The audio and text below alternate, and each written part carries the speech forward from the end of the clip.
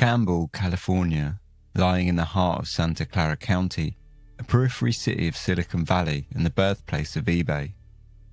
In 1896, 100 years before websites facilitating the auction of used underwear and haunting paintings had been dreamt up, Campbell was the scene for a gruesome family killing that saw posses of bounty hunters and bloodhounds looking to cash in on the reward placed on the head of the murderer.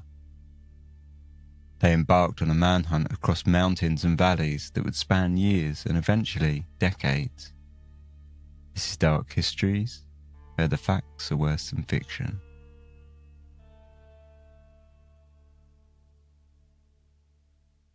Hello and welcome to Season 3, Episode 16 of Dark Histories. I'm Ben, as always. It's a pleasure to be back and really looking forward to this episode, actually. We're pretty much jumping forward in time by several hundred years from last episode, but it's a period of time, sort of like the American frontier, that I really like a period in an area of history that I really enjoy. The only problem I have with it is trying to view it seriously when all I can really imagine is everyone like Rooster Cogburn and all the criminals like Tom Chaney. So yeah, it's a bit of a struggle, but I absolutely love it. So yeah, we're going to be dabbling in the Western frontier in this week's episode. Before we get there, I just want to say thank you as always to all of the patrons, and welcome and thank you to all the new patrons. We've got Ashley, Shannon, Tracy, Jiren, I hope that's how you pronounce it, Jamie, Bolfreak Knott, Rob, Jonathan and James. So thanks so much, guys. Welcome to the fold. It's seriously appreciated. And also thank you to Holly, who purchased a book from the Dark Histories wishlist, which I used pretty extensively as a source for this episode. So thanks very much, Holly. That's obviously been a massive help. So yeah, thanks very much, everyone. Thanks very much for listening, supporting, and all the rest of it. I don't really have any other big announcements this week, I don't think. So let's crack on. This is Mystery in the West, the McGlinchey murders. By 1896, the era of the wild American frontier was slowly fading into the myth of the Old West.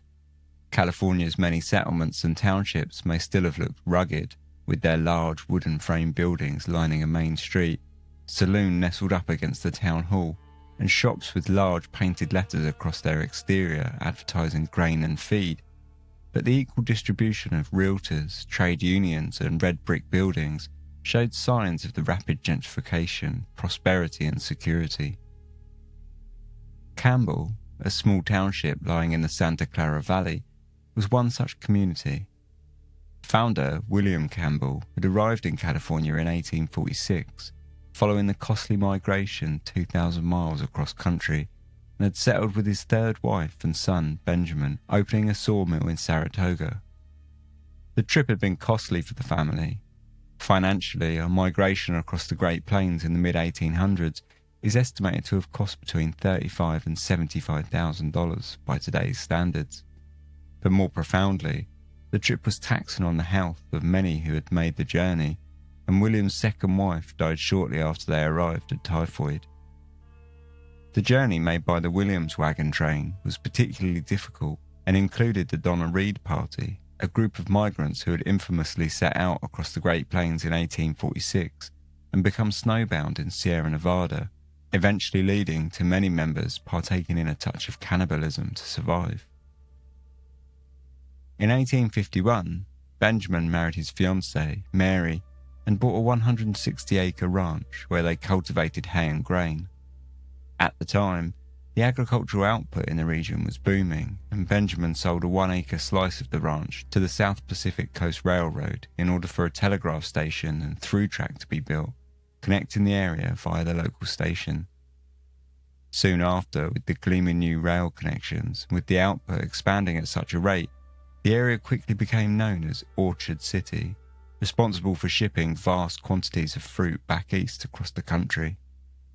In 1892, the first Fruit Growers Union formed, and by 1895, the influx of people drawn to the area by the ranch work had necessitated the expansion of Campbell, with the opening of a handful of general stores and a bank, it cemented its place as the centre for the local ranch hands and growers.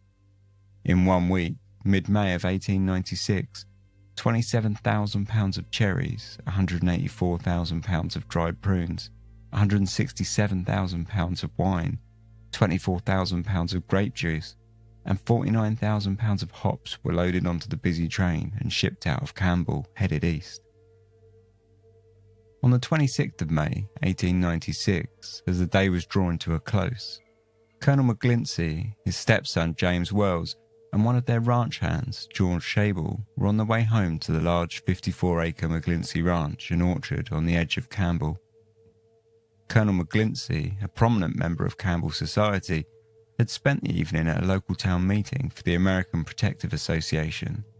They were a secretive but prominent anti-Catholic society ran by Protestants, which claimed that the Catholic Church was an establishment irreconcilable with American citizenship and held equally strong views on immigration.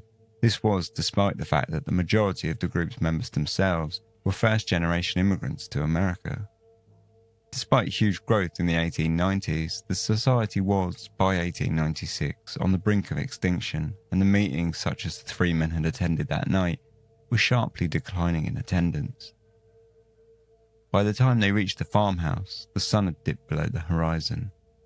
No lights were shining from the large bay windows, and as they approached the porch, the farm seemed peaceful and the night air lay still in the warmth of early spring. The quiet picture was soon broken, however, as the colonel stepped up to the porch, unlocked the front door, and the sound of a large crack rung through the air as an axe crashed into his skull. Colonel Richard Mcglinchey was born in Jefferson County, West Virginia in 1841.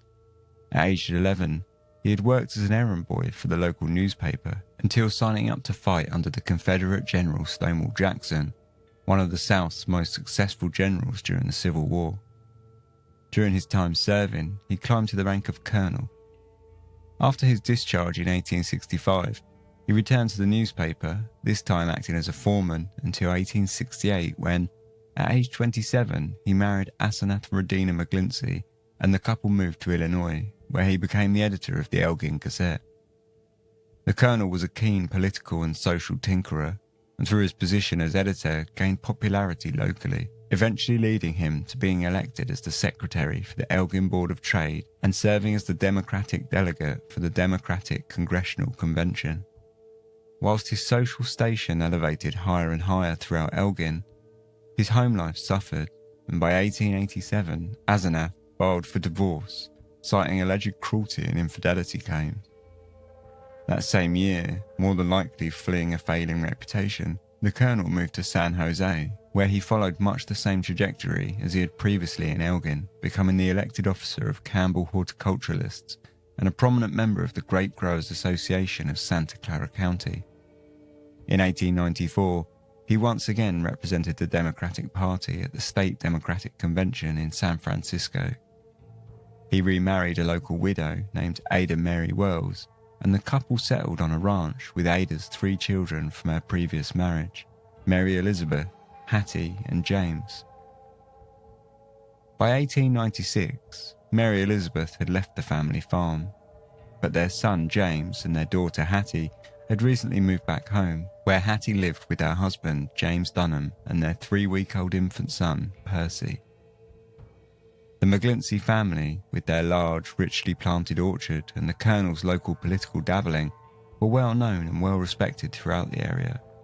They lived in a large, white-boarded 3-story home, fronted by a large porch.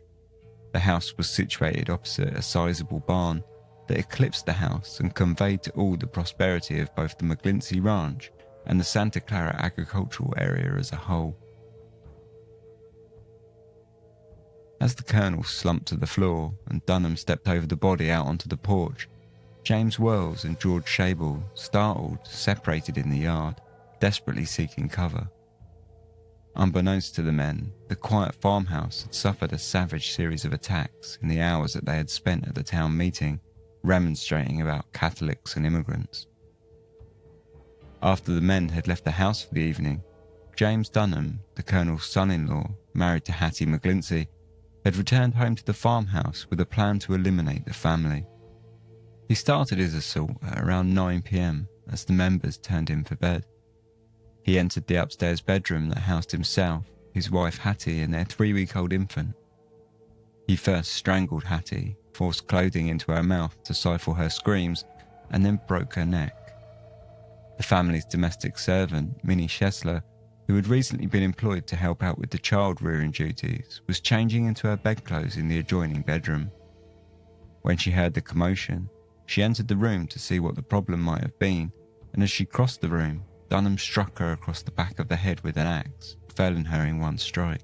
Perhaps in an effort to ensure she was dead, he then crouched over her body and crushed her skull with the blunt side of the weapon.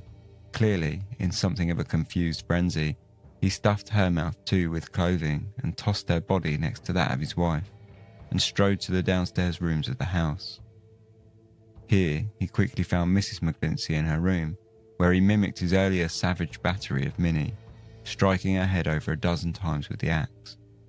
For the time being, with his work done, he settled in the house to await the return of the 3 absent men, though in the downtime, he carefully scoured the rooms for photographs of himself or letters that he'd written, packing them all away into his luggage, including a large portrait which had hung in the parlour.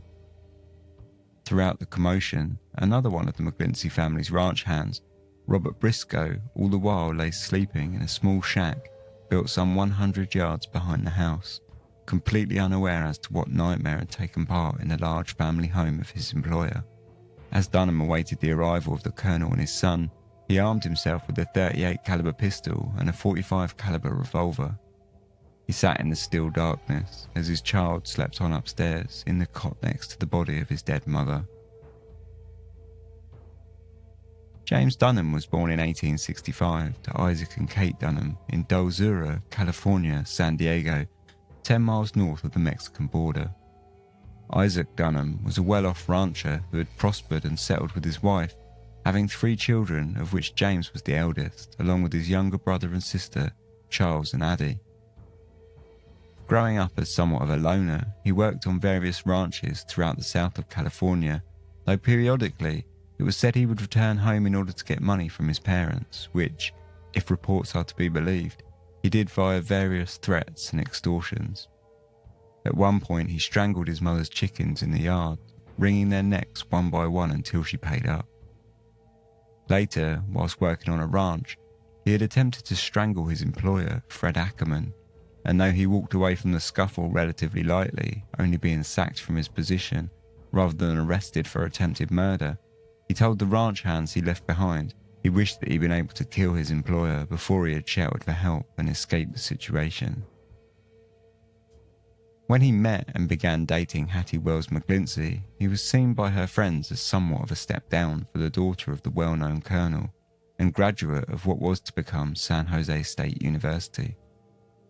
Not overly attractive or well-dressed and supporting himself only through odd jobs, many of Hattie's friends openly doubted her motivations, suggesting that she only married him to spite his younger brother Charles, who she had previously been engaged to until Charles had went with another girl, promptly ending the relationship in a flurry of heartache and anger.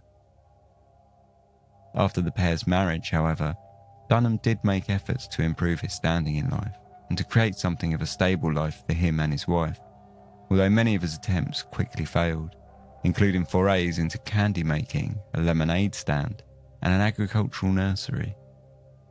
The pair moved about throughout California, including Chico, San Francisco, and Sacramento, but nothing ever seemed to take off for Dunham as far as business was concerned.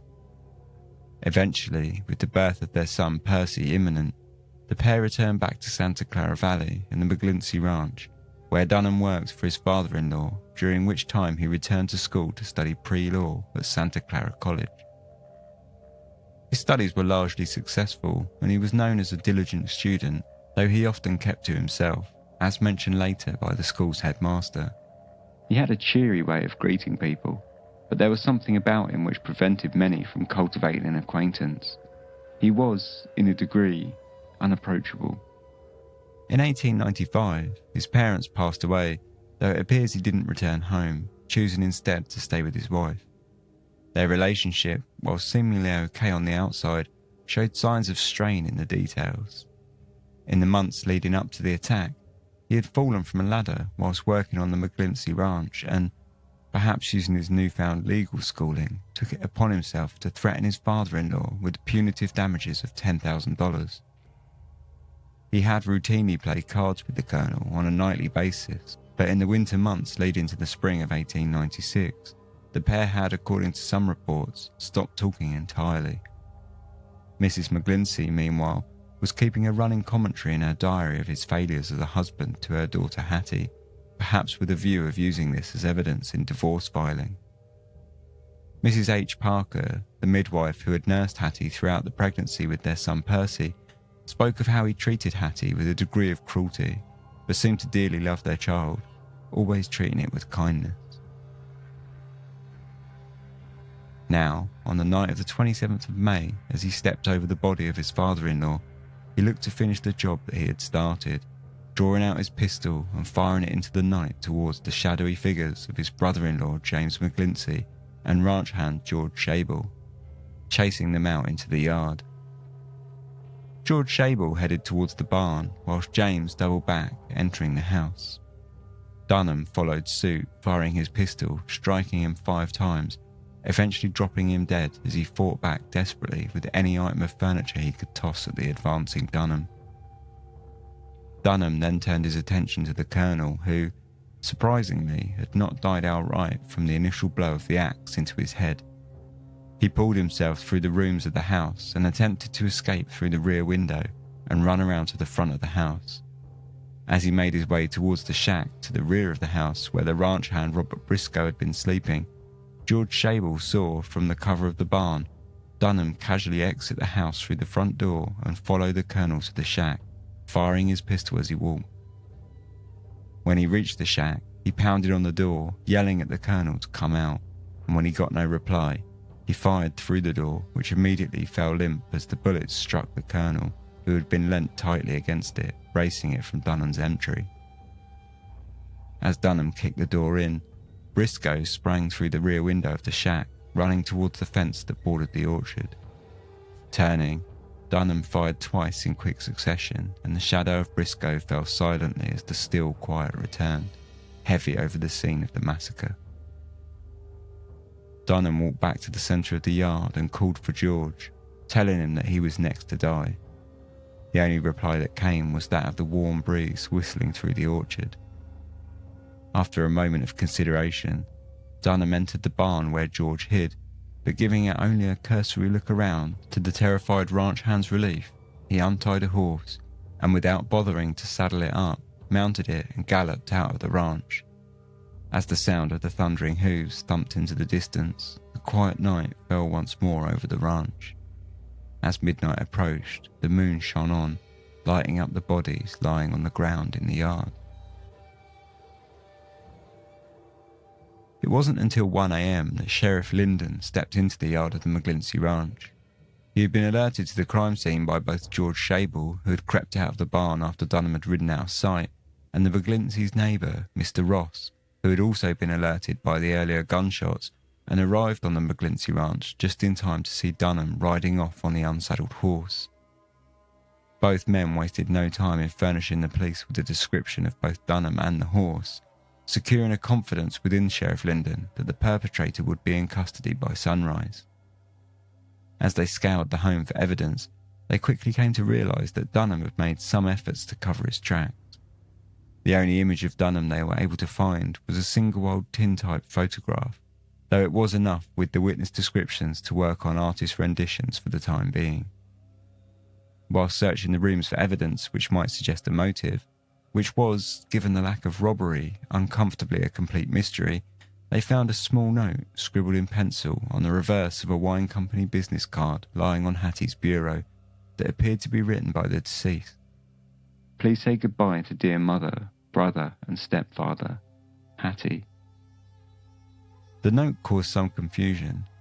If Hattie had written it, had she been forewarned that her husband was about to kill her? However, the police later found that the note was a forgery written by Dunham himself. This discovery only further confused matters. had he intended Hattie's murder to appear as a suicide, but this too did not appear to match the violence that had followed throughout the rest of the house. Chillingly, the coroner inspected the bodies and confirmed that Dunham had murdered the women hours before turning his hand to the returning men, meaning that he had sat calmly awaiting their return, surrounded by the bodies of the murdered family for some time. Throughout the house lay fragments of broken wooden chairs and a smashed guitar that suggested that James, at least, had been able to put up a solid fight for his life before Dunham finished him with the pistol. This further bolstered the confidence of Sheriff Linden, who now appeared to be searching for a man who was potentially carrying some injuries of his own.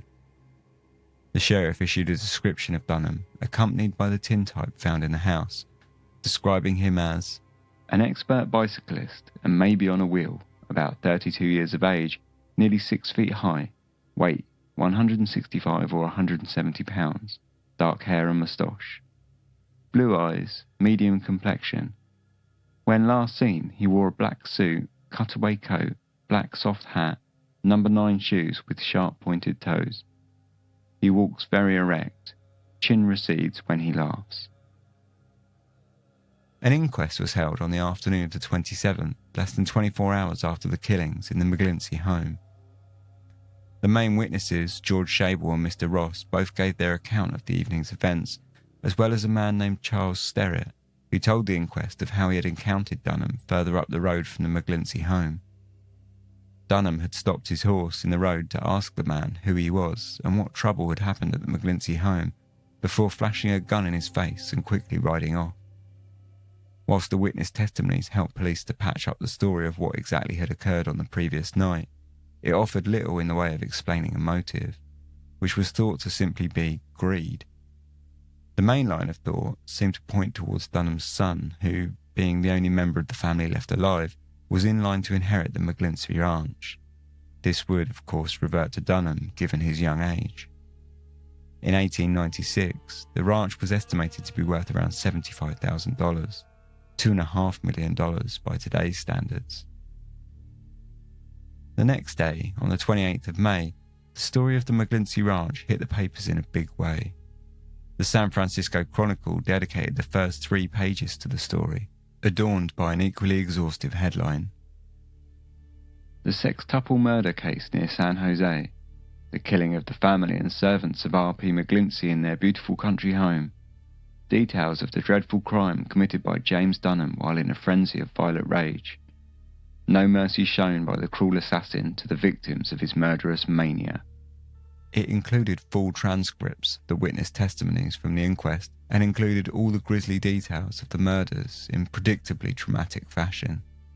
The homestead presents a scene of horror as ghastly as can be woven on relentless murder and defenceless innocence. The broken dishes and furniture, bullet holes, blood, the bodies of the dead, one beholds in every room is as if the demons had infested the habitation with unabating fury so long as life was in sight. The governor of California publicly issued a reward for the capture, dead or alive, of $1,000, which quickly rose to $11,000 when it was topped up by local businesses and societies. The description on the reward poster followed word for word from the sheriff's earlier release, but added that he may have shaved, changed his clothing and shoes, and that one of his eyelids drooped slightly. The wanted poster also included 2 photos of Dunham, one taken in 1889 and one, more recent, taken in 1895. That morning, when searching by the ranch, police found Dunham's bicycle stashed in a brush by the roadside, which led police to believe that he had left it there as a getaway vehicle in the case he had failed to escape on a horse. This all further bolstered the theory the police were well on the way of maturing, that Dunham had carefully planned the killings for some time before he carried them out. Police had discovered that on the morning of the murders, he had left his books at school when he left, though he would usually have brought them home with him. They had also been interviewing some of the locals, and several had given either them or the local press interesting stories. And Mr. W.H. Johnson, a legal student, had told press that a few weeks before the murders he had met Dunham whilst in his tutor's office. He asked me this question: providing a man marries into a wealthy family and has issue, and afterwards the entire family should die, would that child inherit the entire estate? I promptly replied, for I had given this subject considerable study. It would. He then said, I'm glad of that, and then covered what he said by the further remark, I'm glad of that, as I intend to study law myself and am anxious to learn legal points. In talking to me, he seemed to speak very rationally, and his actions would indicate that he was a very deliberate man. I knew he intended to study law, and I was not in the least surprised that he asked this question, but little did I think that I was furnishing information upon which Dunham was founding his plot to strike down a whole family. The same morning, Dunham's brother Charles spoke out against his brother's state of mind and character, damning him as a villain and cold-blooded murderer. Don't talk to me about insanity. He was as sane as you or I, but a natural-born villain and murderer. He did not act like an insane man.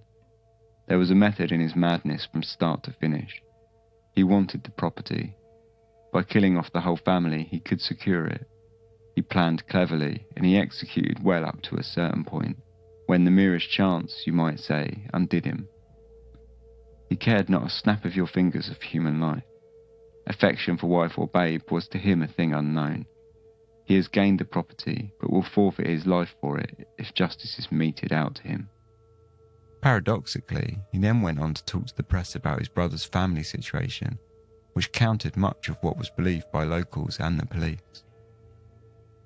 There is not the slightest truth in any report that there was any trouble in the family. My brother and his wife were married a little over a year ago. He loved his wife dearly, and she reciprocated his love deeply. The whole family loved him and idolised him, and when I was at the house a week ago to visit them, I found them enjoying perfect happiness. An arrest warrant on charge of murder was immediately issued after the inquest, and Sheriff Linden had been busy arranging for a posse of men to ride south, the direction which they assumed Dunham would be heading en route to Mexico in an area that he was familiar with. Linden estimated Dunham to have anywhere from $5,000 to $20,000 on his person, a considerable sum, and one which naturally would not only aid his escape, but go a long way to ensure his concealment if he was to slip through the lawman's net. That evening, Sheriff Below from the southern county of San Luis Obispo arrived via train with his trusty bloodhound companions. The two dogs, Trim and Flora, shared a degree of infamy for tracking murderers in their home county, and now Below was keen to spread their talents wider in the search for Dunham, which was well and truly on. The dogs visited the ranch as soon as they arrived. However, Sheriff Below had not quite taken into account the sheer amount of commotion that had passed through the ranch in the previous 24 hours. With such a busy crime scene, the dogs failed in picking up a trail for Dunham before they even left the boundaries of the ranch. At 6:30 p.m. that evening, things began to look brighter for Sheriff Linden, when a call came in confirming a sighting of Dunham at the Smiths Creek Hotel in the foothills of Mount Hamilton, lying just to the east of the Santa Clara Valley. Everett Snell and Oscar Parker, two ranch hands, were on their way home when they crossed paths with a man riding an unsaddled horse, with gunny sacks tied over his feet and a badly scratched face. Snell recognised the man as Dunham, as he had known him before the murders since he had, at one time, worked at the Smith Creek Hotel. But Snell played it cool and spoke casually to the man when he asked the pair if there was a trail ahead that would lead him to the San Joaquin Valley. Snell, with some cheek, calmly confirmed that there was, but instead directed Dunham back to the main road, thinking that he would be much more likely to be caught if he was out in the open. Unfortunately, possibly realising the danger, Dunham said that he'd take the trail over the mountain instead. Snell countered by telling him that there had recently been trouble over the mountain with cattle thieves, and that he would be much better off going along the trail that he'd suggested, unless he wanted to potentially be mistaken for a cattle thief and get caught up with the law. Parker, then alarmingly with the reward in mind, invited Dunham back to his cabin to rest. Dunham had told the two men of how he had had little to eat and had previously broken into a cabin and stolen a piece of bacon, which, as it turned out, happened to be Parker's cabin. But Dunham declined the offer, saying he wanted to get through the trail that night. He thanked the men and rode off towards the main road, at which point Snell and Parker quickly returned home and contacted the sheriff, telling him of their deception of Dunham and the direction that he was headed. It was gold for Sheriff Lyndon, who instantly put together a posse consisting of himself, Sheriff Below, his 2 hounds, the 3 deputy sheriffs, 6 constables, and over 20 bounty hunters who were keen to catch Dunham and claim the $11,000 reward for themselves. The wagon train was closely tailed by over a dozen members of the press, and as the whole procession left Campbell, crowds came out into the streets to cheer the men on. By 10 p.m, the crew had reached Smith's Creek Hotel and spread out across the foot of the mountain range. Sheriff Lyndon instructed them to fire 2 shots into the air in quick succession, then to pause and fire 2 more as a signal that they had found Dunham. They all presumed that he would not come quietly, and so backup would almost certainly be required to drag him in. Quickly, the weather fell against the men. By 1 a.m, a dense fog had rolled from the mountain and forced them to return to the hotel, which was acting as a temporary headquarters, where they waited for it to clear. Determined not to let Dunham get ahead of them, Lyndon went back out onto the mountain at 3 a.m. when the fog cleared. But at dawn, every man returned to the hotel, one by one, empty-handed. Only partially disheartened, Sheriff Lyndon was confident that, although Dunham had so far eluded their capture, he could not escape the mountain trail, as he had posted sentries on every possible exit route, and in a telephone conversation with the press from the hotel, he informed them that he had every confidence that Dunham would be in custody by 9 a.m. The manhunt featured in every newspaper across the country that morning. The trails available for horses will be so guarded that he will be caught if he keeps to them. If he abandons the horse and tries his luck afoot, his progress will be quickly overtaken.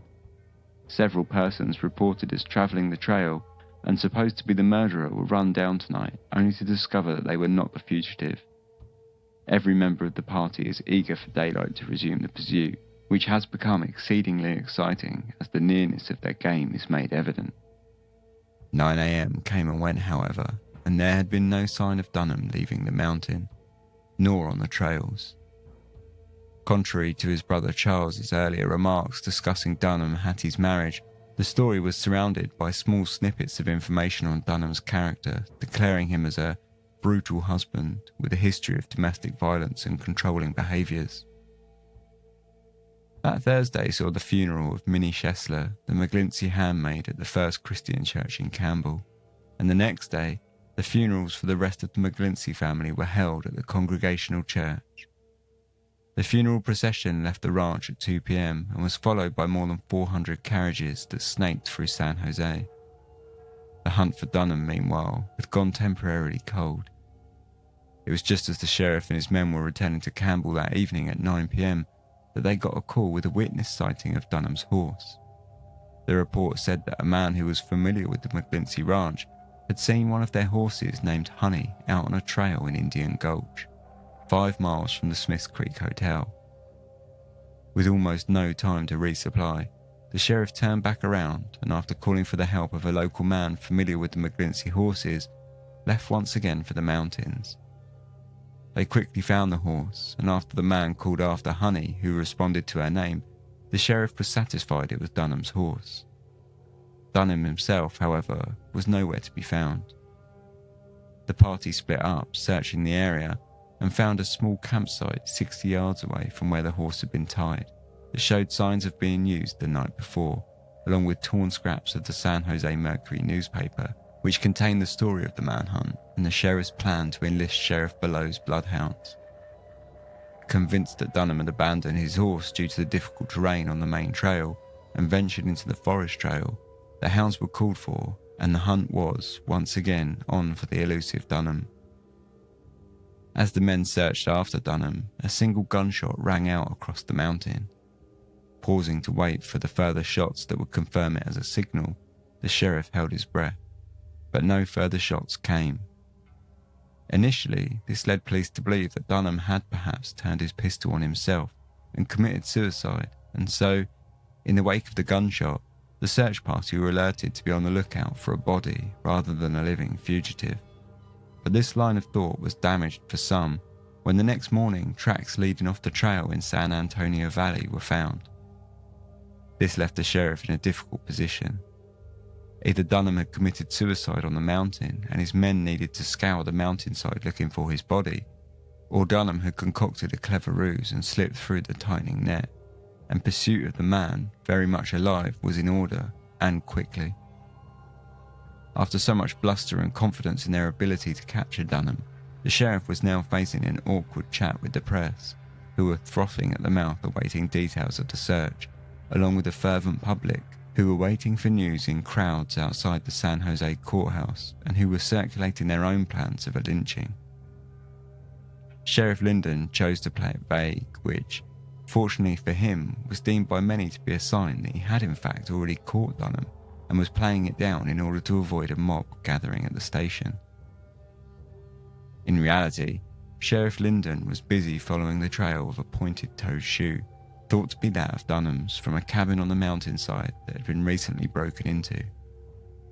Sheriff Lyndon split his posse into two, with one group searching the area where the single gunshot had previously been fired in the hopes of finding Dunham's body, whilst the other group pursued the trail southeast across several difficult-to-pass gulches. The situation back in the Smiths Creek Hotel, however, was something of a party atmosphere. The hotel had been packed to the rafters with armed bounty hunters who were either hot on the trail of Dunham or making out that they were to some effect as they drank and sang throughout the nights. Many believed that Dunham had shot himself and were in less of a hurry as the sheriff to get back out onto the difficult terrain. Many others, however, took note that as they had seen no buzzards hovering across the mountainside, he was almost certainly still alive. As the weekend passed and no further news of Dunham's capture leaked out of the press, the public became more and more restless. By Monday, a circular was making the rounds of San Jose, acting as something of a call to arms. Dear Sir, this invitation and notice is given because further confidence reposed in you that its contents will not be divulged. The scene of the most heartless crime of history has been laid in our county, near our own homes. James C. Dunham has foully murdered 3 women and 3 men. The murderer is at liberty, with chances strongly in favour of his escape. The laws of our state offer no substantial aid in bringing about his capture. Believing it to be the duty of every citizen to aid in supporting the laws of the land, and when the law is inadequate, to heroically come to its support, you are appealed to by a committee to meet in company with many of our best citizens at the courthouse in the courtroom of Department 1 this Monday evening, June the 1st, at the hour of 8 o'clock sharp, for the purpose of devising ways and means for assisting in the work of pursuing and capturing murderer James C. Dunham. Be assured that this meeting is not called for the purpose of forming a vigilance committee, but solely for the purpose of lawfully assisting the officers and the law in bringing to justice the most vicious criminal in the history of this country. You have the privilege of bringing with you any responsible citizen who will assist, providing that you, as a man of honour, will vouch for his responsibility. Present this notice at the inner door of the courtroom of Department 1. This circular was signed off by the apparently newly formed Committee of Safety, and as sketchy as it may have sounded, over 50 men presented themselves at the meeting, where they discussed cooperatively hiring private detectives. Others suggested the reward be raised to $50,000, claiming that the men of Campbell do not do things by halves. All of this, of course, only led to further subtle criticism of Sheriff Lyndon in the press for failing to yet capture Dunham. The people of the city feel a deep chagrin and impatience that the murderer of a whole family should have ridden away from his awful work out of the country to safety, a man with a bareback horse and no provisions. That night, however, further sightings reignited the confidence of the now lagging sheriff. It also silenced much of the debate, though not entirely, that suggested Dunham may have killed himself in the gulch. 10 miles south of Indian Gulch, in the San Felipe Valley, one of the locals, a man named Wood Wadlums, told the local sheriff that he had trailed bicycle tracks, interspersed with tracks of the infamous pointed shoes, down to the Coe Ranch. Mr. Coe, who had not yet heard of the murders, had reportedly told him that he'd seen Dunham the night previously when he had turned up at his door looking for food. Mr. Coe, he said, had sold him food, a rifle and 30 rounds of ammunition for $50. and the following day, on the McGilrath ranch, Dunham had allegedly approached a young ranch hand claiming to be sick and had paid him $5 to go into town and buy him some whiskey. As the news spread and Wadlums discovered that Dunham was a wanted man, he quickly called in the sheriff.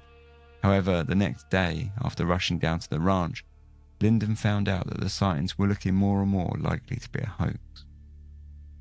Mr. Coe himself denied the story, saying that he had not seen Dunham for years, along with every supposed witness on the McGilrath ranch.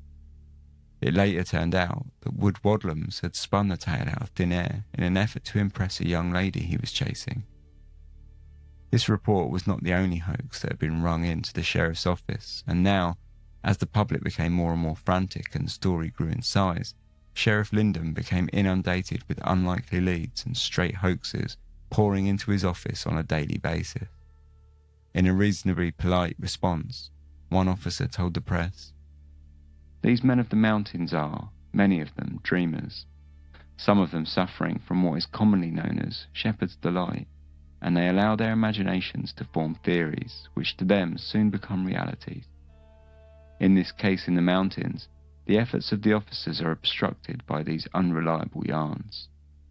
The newspapers wasted no time in branding Wadlums a wild-eyed lunatic, and once again the tone shifted in the reports concerning the sheriff, which now began to offer a grain of sympathy for the problems that the snowed-under officer had to contend with.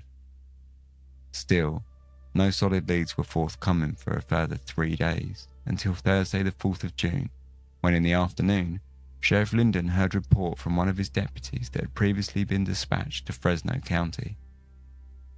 Deputy Edson reported to the sheriff that a man matching Dunham's description down to the very clothes on his back had been spotted by an unnamed, but assuredly reliable man by Hayes Station in the western foothills of Fresno.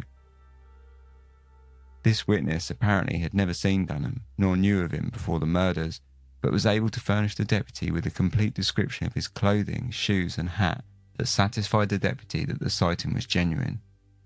As the officers made their way southeast, they further discovered that Dunham had stopped over for a night at the Mercer Ranch in Little Pinochet Valley, where Mrs. Mercer had offered him food and bed for a night. Dunham accepted the food, but chose instead to sleep down by the nearby creek. Upon being shown Dunham's photograph by Lyndon, Mrs. Mercer confirmed that it had been the fugitive. The Fresno police were not entirely forthcoming with help for Sheriff Lyndon, stating that as soon as they had specific confirmation that Dunham was in the county, they would offer up help in the manhunt. At the same time, a call came in of a witness sighting from King City in the neighbouring Monterey County. The sheriff chose to head to the city in an effort to cut off Dunham before he could leave again. However, this report once again turned out to be a hoax, and by the time the sheriff returned to Fresno, it was seemingly likely that Dunham would have already left the borders of the county for good. Clutching at straws, and with the trail growing increasingly cold, Sheriff Lyndon returned to Campbell to collect the McGlincy family dog, which he thought might be able to assist the search back in Indian Gulch for Dunham's body, which many still suspected lay in the hills after his suicide. Unsurprisingly, this untrained dog turned out to be no help at all, and once more the sheriff was forced to return to Campbell empty-handed. As the trail of Dunham grew colder, the days, weeks and months rolled by, with no convincing leads coming from anywhere. That wasn't to say that all leads had stopped coming into the sheriff's office entirely, and despite the stories slowly fading to the middle pages of the newspapers, daily sightings and hoaxes still made it through to Lyndon, who had the unappealing task of sifting through them. One, a letter adorned with a string of dead mice, simply stated, "This is the way I did my family, and this is the way I will treat you if you are there when I come around." Although it probably didn't need testing, it was clear that the handwriting didn't match that of Dunham's, and this was written off as just one of the numerous hoaxes that acted to fill the void created by the absence of any real information on the case. Throughout the summer months of 1896, several men were arrested, including Frank Dalton, who had been arrested in North Dakota for stealing a bicycle and who local police believed matched Dunham's description. Once furnished with a photograph, however, they soon dropped the charge and the man was cleared of suspicion. The manhunt for Dunham was now looking increasingly like a failure, and slowly, the story slipped out of the minds of the Californian population as the story in the press became an occasional curiosity rather than a daily excitement.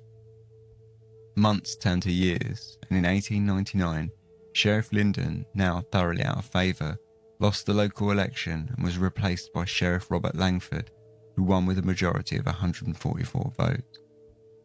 With his position, Sheriff Langford had also inherited the Dunham case, and it was not long before the manhunt was back in the news.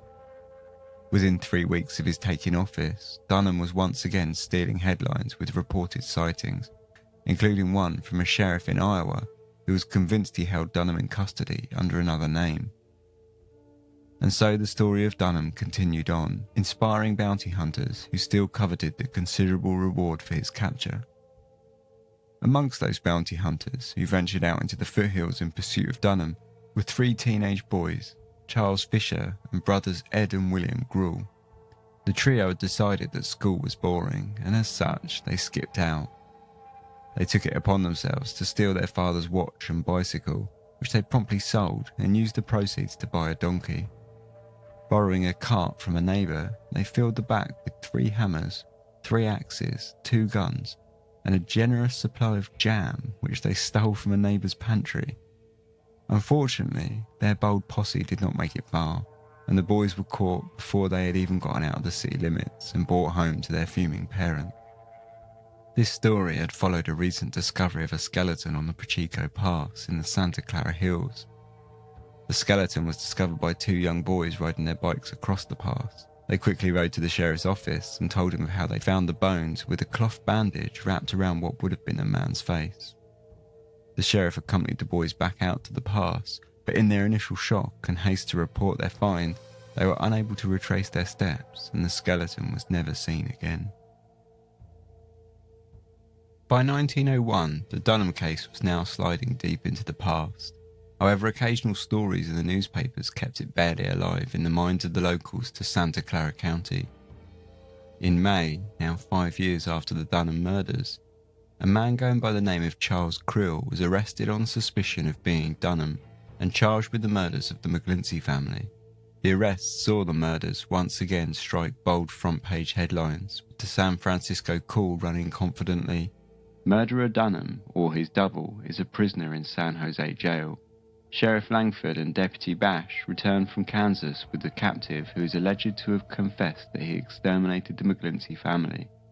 In every detail, the suspect's appearance tallies with the description of the Campbell fugitive, and officers are confident he is the man." The paper printed a sworn affidavit from the former Marshal of Burlington, Iowa, including the alleged confession, which read, "E.F. Grainer, being first duly sworn, deposes and says that C.F. Krill, not being under arrest, in confidence made the following statement, voluntarily and not under duress, to wit, that he, C.F. Krill of Santa Clara County, California, did kill the Mcglincheys, and that after so killing them fled to Mexico, and being able to speak Spanish, was therefore safe in Mexico. He said if he should ever be arrested for killing the Mcglincheys, he would kill himself if he had the opportunity, either by taking dope, as he carried poison with him, or by throwing himself under a moving train, or he would grab a revolver from the officer, as he knew it would be all up with him if they got him out to California." And further, the deponent said not. Signed E.F. Grainer. Grainer was, it appears, stalking Krill on suspicion that he was Dunham. Krill had made a drinking partner of Grainer, and the pair had met nightly to drink in bars across Wichita. One night, Krill had apparently made the confession, completely unaware that Grainer was essentially working as an undercover bounty hunter, hot on the trail of the unclaimed reward. Throughout this period, Grainer was in communication with the local Iowa sheriff, and once he was sure that he had had the right man, he told the sheriff of his certainty, who contacted Sheriff Langford in Santa Clara, telling him that they had Dunham and that he should come and collect him. Krill agreed to go to Santa Clara with Langford on the condition that if he was found not to be the hunted man, his expenses and a return ticket would be paid for by the state. As soon as the pair returned to Santa Clara, acquaintances and people familiar with Dunham were called upon to visit his jail cell and to help identify him. In total, over 1,000 people would be paraded back and forth in front of his cell, with opinion firmly split over a positive identification. All the while, Krill worked to cooperate with the police, standing in various poses for the identifications. He was sure that he would be found innocent, telling the press that he'd never even been to California before his arrest. "I am not James Dunham, the murderer. I was never here and never left here to avoid arrest. In 1896, at the time of the Dunham murders, I was in Leadville, Colorado. I fixed the date by the Great Leadville Strike, which I think started on June the 14th, 1896. For 2 years from that time, I was either in Pueblo or Cripple Creek."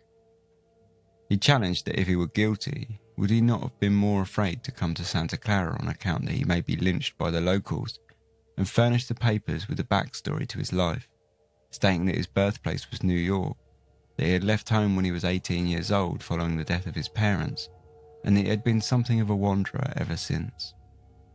The only solid evidence he could offer of his identification, however, was a letter written by a young child which he claimed was his own, born to his wife who lived in Colorado, addressed to Charles Krill.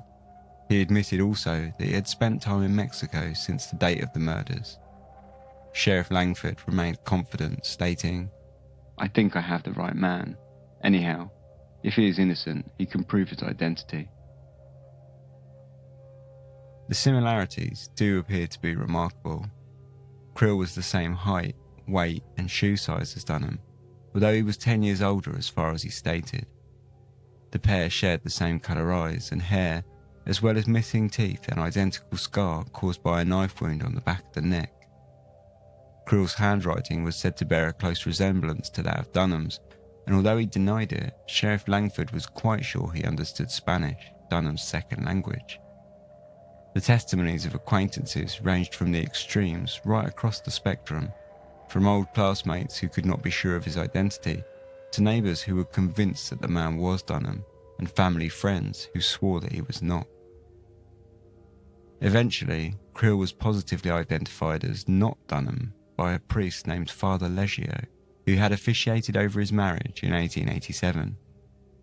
The priest showed up to the jail cell, and borrowing a large coat and hat from Sheriff Langford to conceal both his religious attire and his own identity, he visited Krill in his cell, questioning him on his life up until his marriage. Once he was satisfied that the man knew details of the ceremony that only Krill could possibly know, he took off his disguise and congratulated him on his innocence. With no choice but to accept that he had the wrong man, Sheriff Langford released Krill on May the 11th, paying his return fare to Iowa as promised. In June of 1902, one curious report came into Sheriff Langford from Boulder Creek in the Santa Cruz Mountains. A local timber prospector, Mr. H. Duval, had been out in the forested area when he had spied a pillar of smoke pouring up from a concealed area. Curious, he called out to the owner, but was given no response. Paying it no mind, he returned home, but a week later, curiosity got the better of him and he once again returned to the same spot to investigate further. As he climbed down the difficult, creviced region, he found a small wood cabin painted green in order to camouflage it into the background. When he entered the cabin, he found it recently abandoned. The small shelter was furnished with a stove, an oven, and there were canned goods along with the carcasses of rabbits and a quail hanging nearby. Duval also found a complete file of newspaper cuttings chronicling the McGlinchey murders and the manhunt for Dunham, which continued right up until the 27th of May, the very same day that he had stumbled across the smoking chimney and called out to the owner a week prior. In 1905, Sheriff Langford passed away due to illness and was replaced by Sheriff Frank Ross. Now a decade and 3 generations of Sheriff deep, the story of the Mcglinchey family murders and the escape of Dunham had well and truly faded from public view, but the case was still technically open.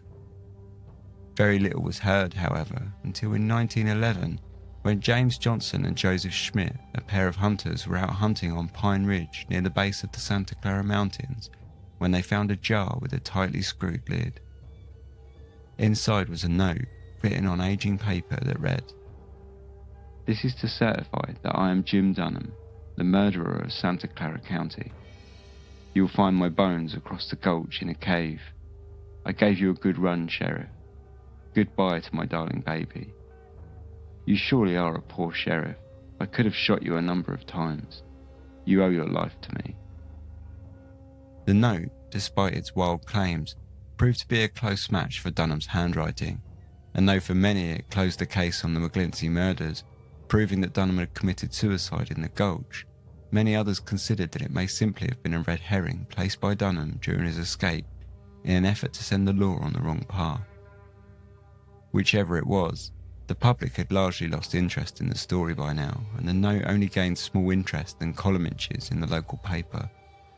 Whether or not it was a suicide note which truly acted as closure or not, the case was, for all intents and purposes, finished in the eyes of the press and the public, leaving it to fall into a permanent stasis, an open case with no conclusion, as cold as the trail of Dunham ever was. The Mcglinchey ranch was eventually inherited by Dunny and Hattie's son Percy, who had been adopted by an aunt, Lucy Brewer, who lived in San Francisco, where his name was changed and he lived until his death in 1969. The Mcglinchey family home, scene of the crime itself, was demolished 14 years prior in 1955. As for Dunham, he was never found, and the mystery of his escape never fully uncovered.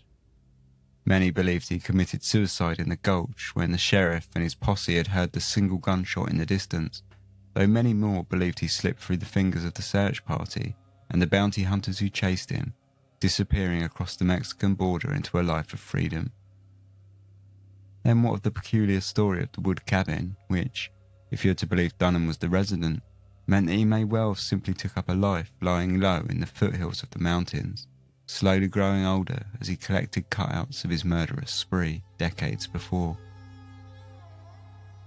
Whichever theory we choose to latch onto, we are all left in the same place, wondering how on earth he had managed to slip through the hands of so many who were very well motivated, and where does his body lie now? Is it in a cemetery somewhere south of the border, or buried on a hillside in Santa Clara by years of rotting vegetation and the passing seasons of over 120 years?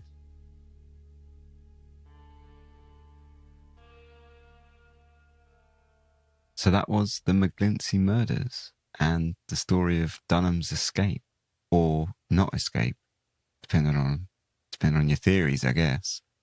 But it's a really interesting period of history, this episode, and it's one that I say I haven't really covered too much on Dark Histories, so I really wanted to kind of do something from that era, and I quite like this story. It reminded me way too much, like I say, of True Grit and Tom Chaney chasing him across, the gulches. Bit different for the territories, but, that's kind of in my head, same difference, really, which is probably terrible. But yeah, that was that story. We'll talk a little bit about whether or not we think Dunham did escape or not after these short ads. Thanks for listening to Dark Histories. This podcast is entirely independent and funded by myself and listener support. So in order to do that, we need to, run a few ads. So by that ends, we've become an official affiliate with Audible. If you're unaware of what Audible is, it's an audiobook subscription service where you pay a monthly fee, and with that fee you get a credit that you can spend on an audiobook of your choice. It's actually quite a good service, and I'm a member of it myself, so I'm quite happy to have it as a kind of advert in Dark Histories, despite the fact I don't really like adverts, because I just think it's a good service that's a decent value for money. The basic deal with Audible is that you get a credit once a month that you can spend on an audiobook. And if you cancel, you keep all your books, which is quite nice. They don't take any stuff away. I routinely start and stop my subscription when I don't need to use it, basically, and all my books stay there. They have an app on iOS and Android, and I do believe Windows as well, so you can always listen to it on any device, and they all sync up as well, which is pretty handy. If this sounds at all interesting to you and you're interested in trying it out, then head over to audible.com/darkhistories, and you can get a 1-month trial where you get a free audiobook of your choice. at the end of the trial, if you don't like it or you think it's not really for you, you can cancel it and you can keep your free audiobook. And by using our affiliate link, we get a small kickback in the process, which helps to support the show. So it's win-win for everyone, really. So if you are interested, that link again is audible.com/darkhistories. Or if you prefer, go to darkhistories.com, check out support, and you'll find a link there that leads directly to the trial page. Thanks very much. Ads are a pain in the butt, right? Of course, you can hit that 30-second skip button, and that's all cool. But a much cooler way of skipping the ads is to sign up to the Dark Histories Patreon. You get a bunch of different benefits for doing so, including ad-free shows, access to early release episodes, the full back catalogue of bonus episodes, including the live stream archive and all the other bonus content. You get access to all my research notes for each episode, and you get the added bonus that you're actually a part of the show, helping to keep it independent and sustainable from as little as $1 a month. So if you think that might be something you might be interested in doing, hop over to darkhistories.com and you'll find the support page with all the details to get involved. Thanks very much for not skipping this and giving my hard sell a listen. Let's get back to the show. Welcome back. So yeah, Dunham, did he escape? Well, firstly, I mean, what was his motive? I guess it was quite clear that his motive was to get the property. It's sort of obscured by the fact that the murders clearly went all wrong. And I think he probably intended to sort of kill the family much more quietly and then escape on his bike that they'd found in the brush. So I guess that was kind of his plan. And then he could kind of blag himself an alibi, maybe come back to the farm and find all the bodies and phone the police and, look what's happened. And he would be sort of in the clear to inherit the house. So I guess that was kind of his plan and that was his motive. But it all just went horribly wrong. But it seemed to go horribly wrong for him right from the very start. I don't really understand the part about his forging his wife's suicide note. That was that whole suicide note thing is very peculiar in this case. I don't really get it. I don't know quite how he was going to suggest that her murder was a suicide when he snapped her neck. And he didn't really seem to have any other plan other than sort of violently kill her. So I'm not quite sure how he thought he was going to sort of flag that one as a suicide. So the suicide note, that I don't really understand that. But I do think that was probably his plan. I think he was hoping to sort of do the killings quietly. Because at first it seems really hard to understand. Well, what was his motive? Why was he doing this? But when you assume that it just didn't go to plan at all, and his original plan was to escape on the bike and blag himself an alibi and the murders to have been very quiet, or at least he was going to, mop up all of the witnesses, it makes a lot more sense. I guess it's only because it went horribly wrong that he had to escape on the horse and run away. So yeah, I guess that kind of makes more sense. So yeah, did he escape or not? Or did he kill himself on the mountain? I actually don't think he killed himself. I think all of that's a red herring. I think the fire in the pistol and the letter that they found in years later saying that his bones would be found in the cave, I think that was all like a red herring. I think he was possibly trying to lead people up the wrong path. But that's all just my own sort of theories based on nothing. It's just that I think that he was too self-centered. I think he was too I think he was too selfish and too greedy. I don't think he would have killed himself. I think he was kind of all in it for himself. So I don't understand why he would then turn around and kill himself. I think he could have got off that mountain, and I think, I just think it's all a red herring. I think him firing the bullet, like the single bullet and all the rest of it, I think that was probably a red herring. And so later we had Krill. That was a really interesting part of it. To be completely fair, and normally I think they're a bit off, but in this case, he looks remarkably like Krill. And what I'll do is I've got a photo of both of them together that was in the, I think it's the San Francisco Call newspaper, but I've got a copy of it. So what I'll do is I'll put it up on Instagram and you can check it out, which is dark_histories if you want to find us on Instagram. But yeah, I'll put it up there and you can check it out. But for once they were remarkably similar. Basically, Krill just looks a little older, which of course he would do given the passing of time. And I think given that passage of time, the confusion over the identification as well, because, you know, he would have faded a little in their minds, and then they would have seen this krill who like I say, looked remarkably close. You know, I can see where he fooled people. I don't really understand why the guy kind of tried to shop him in the first place. I guess he just wanted to shop him for the reward. But yeah, he did look remarkably similar. So I can kind of understand that, but I do think he definitely was Krill, not Dunham or Townsend.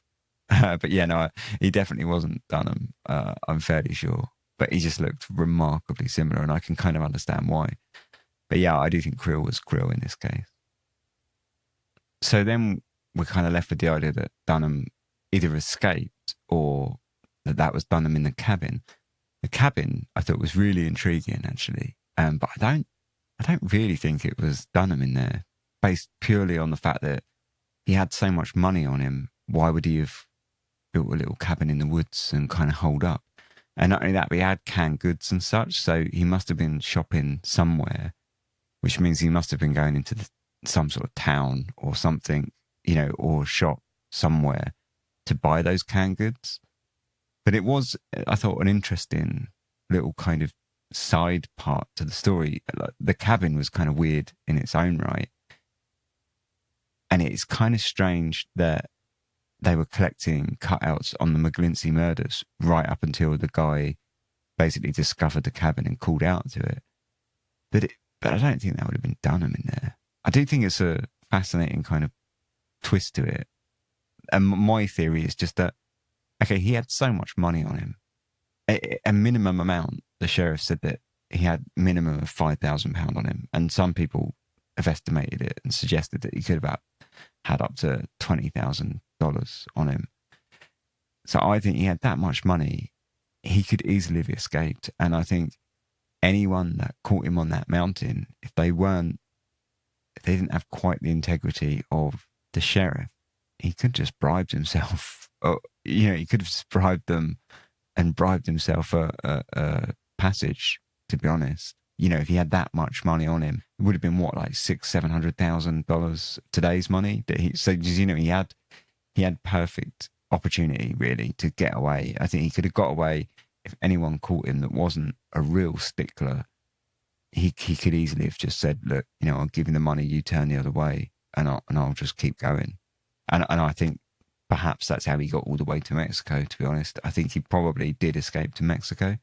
And I definitely think he pretty much just bribed his way there. With that much money, I think anyone could have done it almost. So, yeah, I guess it is a mystery. I say my theory is not exactly, well, that doesn't wrap it up. Do you know what I mean? It's based on literally nothing. It's just my own speculation. But yeah, I'd be interested to know what you guys think. Perhaps if you guys know the area better than me, obviously, being English, you might sort of say, no, you're talking nonsense, Ben. That's not, you wouldn't have been able to, you know, perhaps traverse that area or whatever. So perhaps I'm definitely underestimating the terrain and the journey, maybe.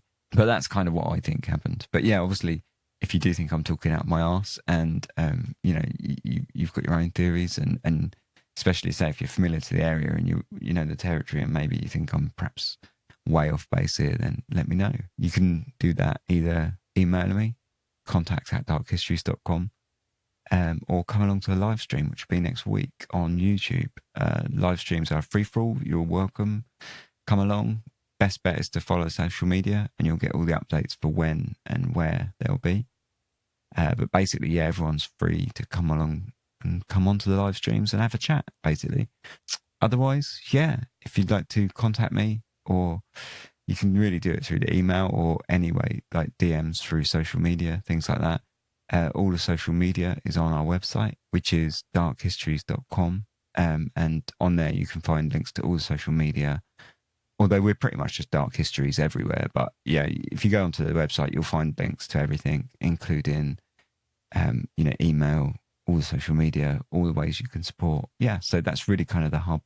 And it also has links to our Discord, which is a kind of cool little community if you want to come and get involved on there as well. So yeah, thanks very much for listening this week. I think that's going to be it. So it's all gone quite quiet. Oh, I suppose, except from the fact that this week we got 750,000 downloads of the podcast on iTunes, which is amazing, and way more than I probably ever expected. And it really now puts Dark Histories kind of up there. So that's amazing. So thanks very much for, just continuing to listen and supporting the show and supporting me really with just being kind of enthusiastic for the content and everything and all the emails and messages that you send. It's been a wild 2 years really, but to get 750,000 is, say, way more than I really ever expected. But it's really cool that I can share these stories and people actually care to listen to them. So thanks very much. I really do appreciate it. It's one of my greatest pleasures, I guess, is making this podcast. So I'm just glad you guys enjoy listening to it. So yeah, thanks very much. I'll be back next week for the live stream, or 2 weeks for next episode. In the meantime, take care. Have a enjoyable August. Thanks very much for listening. Sleep tight.